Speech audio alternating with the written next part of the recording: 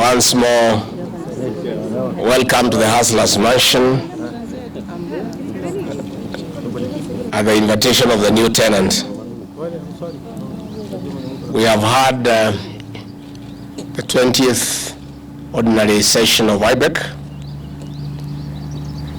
and we have agreed on a few issues that I intend to share with you for public consumption. One, we have discussed the issues of pending bills, and the meeting has defined the pending bills as valid invoices properly delivered and outstanding at the end of the financial year. We have also agreed that the governors cannot pay every pending bill without interrogating the authenticity, and hence we have agreed that governors will have 2 weeks to interrogate all pending bills and ascertain the ones that are payable and the ones that are not payable. Thereafter, there will be 1 week to share notes and compare with what the controller of budget has, so that there can be a mutual agreement on what needs to be paid and what needs to be disregarded.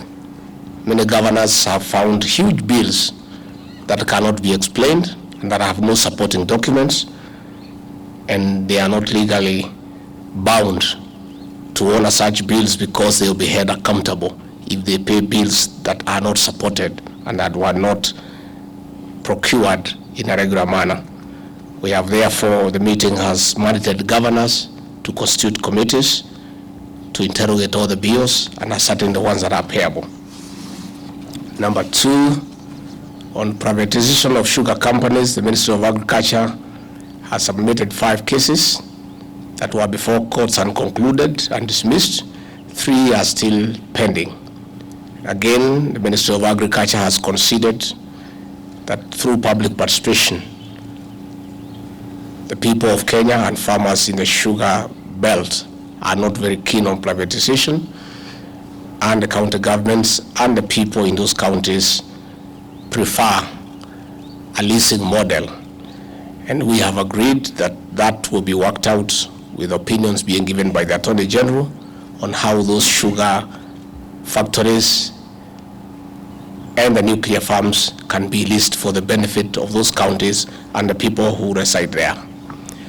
On the status of cash disbursement, the amount disbursed so far is 305 billion, and we still have an outstanding 94 billion that is owed to the county for the months of April, May, and June.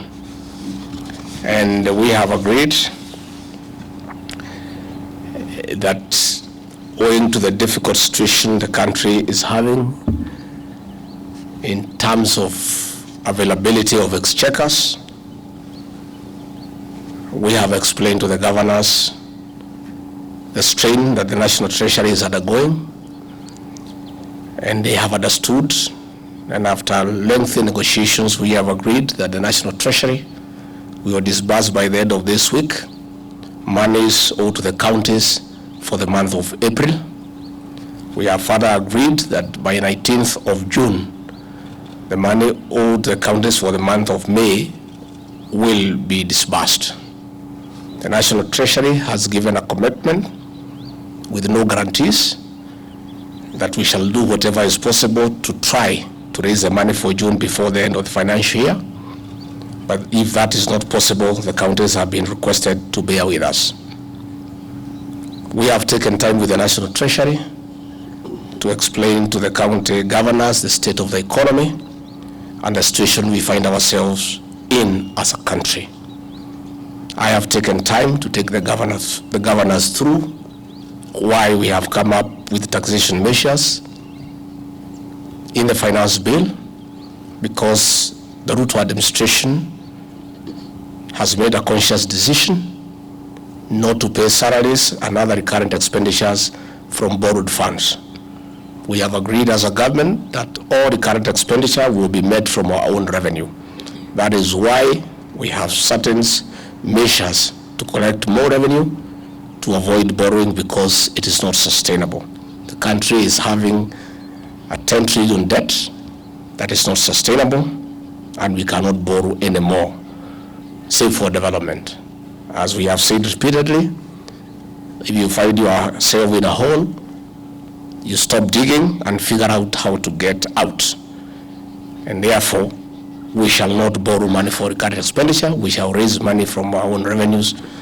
And I'm sure the governors have exercised understanding. It is in that spirit that I've also asked them to consider and to appreciate that they are in the same boat with the national government in matters revenue collection, that if we don't collect enough revenue, there will be no money available to the county governments.